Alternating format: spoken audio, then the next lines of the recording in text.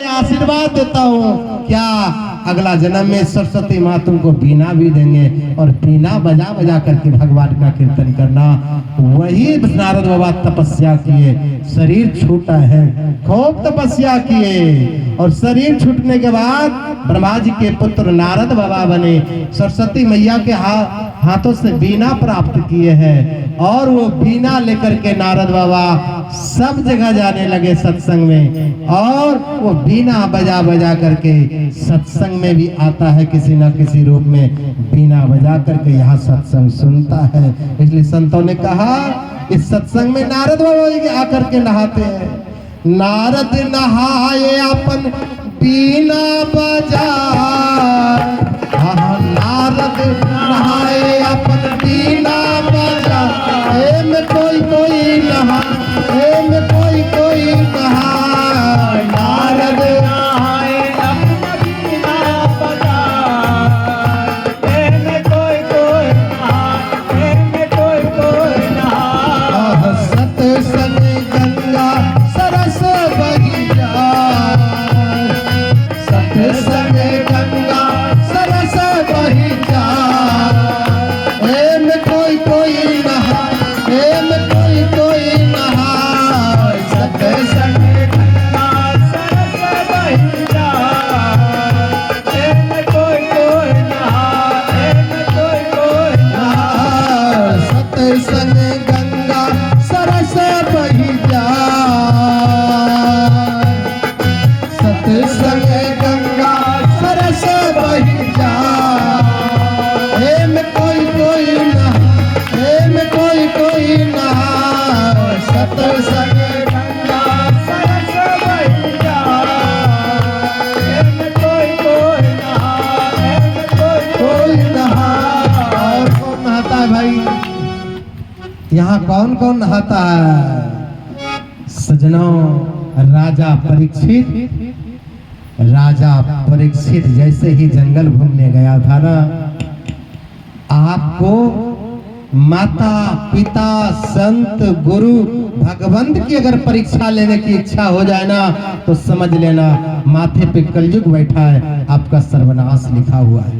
राजा परीक्षित जंगल घूमने गया था, देखा क्या?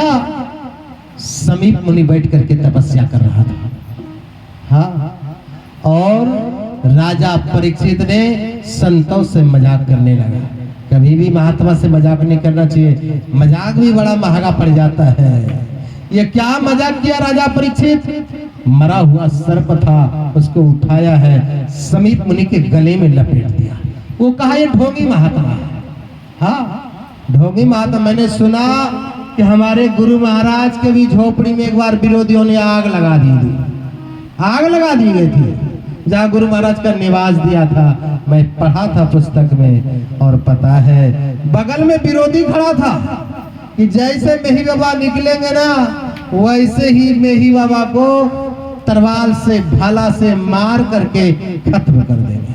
हाँ, और पता है आग तो लगा दी गई सदगुरुदेव भगवान की झोपड़ी में, लेकिन जैसे ही गुरु महाराज हंसते हुए बाहर निकल रहा है, विरोधी खड़ा है, और जैसे ही विरोधी खड़ा है ना, विरोधी क्या देख रहा है? क्या देख रहा है? आहा, महर्षि में ही परमहंस महाराज की रक्षा करने के लिए विरोधी बाहर में तलवार भाला लेके खड़ा है कि मेरी दास तो भीतर ही झोपड़ी में मर जाए, और गुरु महाराज तो अंतर्यामी हंसते हुए बाहर निकल रहे थे। विरोधी भाला लेके बाहर खड़े थे कि मेरी दास को मार देंगे, लेकिन विरोधी को क्या दिखाता है? जैसे ही गुरुदेव भगवान बाहर निकले हैं, क्या देख रहा है? सजनाओ, देख ही आ रहा है कि राम और लक्ष्मण गुरु महाराज के बगल में खड़े होकर के तीर धनुष लेके खड़ा है। किसकी हिम्मत है मेरी बाबा को मारेगा? श्री सदगुरु किसकी हिम्मत? जो विरोधी था, भला लेके खड़ा था, उसको दिखा रहा है कि राम लक्ष्मण गुरु महाराज का सेवा कर रहा है। सोचिए, कोई बाल बका नहीं कर सकता। संत का रक्षा करने के लिए स्वयं भगवान को आना पड़ता है इस धरती पर।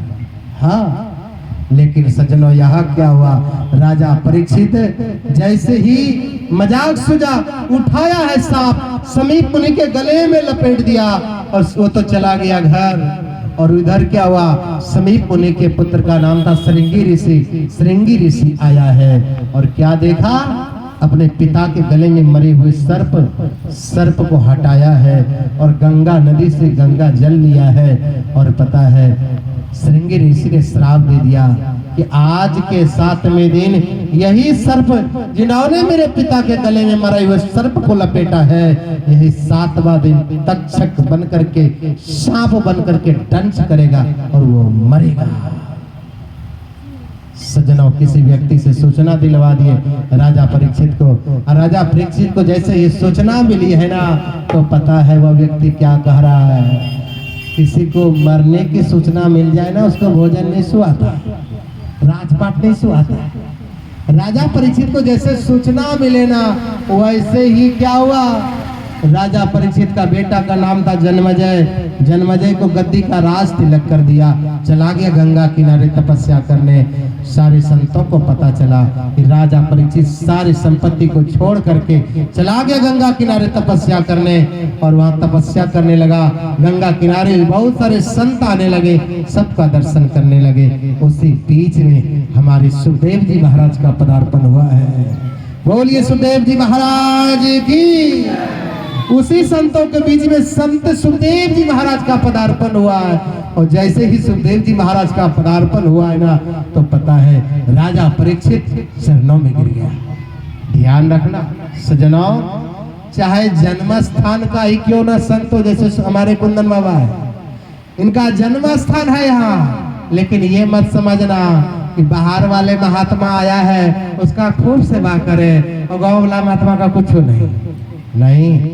सज्जनों, महात्मा तो महात्मा होता है, जितना बाहर वाले महात्मा का स्वागत होना चाहिए उतना कुंदन बाबा का भी होना चाहिए। ये मत समझना कि बाहर वाला है तो उनकी सेवा करो, गांव वाला के छोड़ दो, नहीं, आपके लिए सब एक बराबर है, सबकी सेवा करना है। देखा है सुखदेव मुनि आया है, राजा परीक्षित हाथ जोड़ करके खड़े हो गए। क्या कहा, गुरुदेव ये बताइए जिसकी मृत्यु नजदीक आ जाए क्या करना चाहिए, बताइए ना क्या करना चाहिए। तो पता है सुखदेव मुनि ने कहा, जिसकी मृत्यु नजदीक आ जाए, जो मरने वाले हैं। हमारे महर्षि साईं स्वामी जी महाराज कहा करते थे कि बहुत बड़े ज्योतिषी ने मेरा हाथ देखा था एक बार, और उन्होंने कहा था कि तुम बहुत जल्दी मर जाओगे। और महर्षि साईं स्वामी जी महाराज कहा करते थे, देखो आज मैं सत्संग की ताकत से, ध्यान की ताकत से, जो ज्योतिषी ने कहा था वो डेट को मैंने 4-5 साल पार कर गए, और अभी भी हम नहीं मरेंगे, अभी भी कई साल जिएंगे। ये किनके ताकत, सत्संग की ताकत पे है। श्री सद्गुरु, हाँ, आप मरने वाले हैं, सत्संग चालू कर दीजिए, घंटों घंटों ध्यान करना चालू कर दीजिए, आपका आयु निश्चित बढ़ जाएगा। हाँ, पूज्य बाबा कहा करते थे, मरने वाला था, ज्योतिषी का सारे डेट को मैंने पार कर गया, एक ही कारण है कि मैंने ध्यान और सत्संग किया। वहां भी सुखदेव मुनि को परीक्षित पूछ रहे हैं, मात्र 7 दिन है मेरे पास, क्या करें। कहा चिंता मत करो, 7 दिन है ना, 7 दिन तक आपको मैं भगवान का कथा सुनाऊंगा, मुक्ति मिल जाएगा। और ये परीक्षित बड़े ही प्रेम से वहां भी स्नान करने लगे, सुखदेव मुनि सत्संग करने लगे, राजा परीक्षित सुनने लगे। इसलिए कहा, सुखदेव जी नहाए, परीक्षित जी नहाए,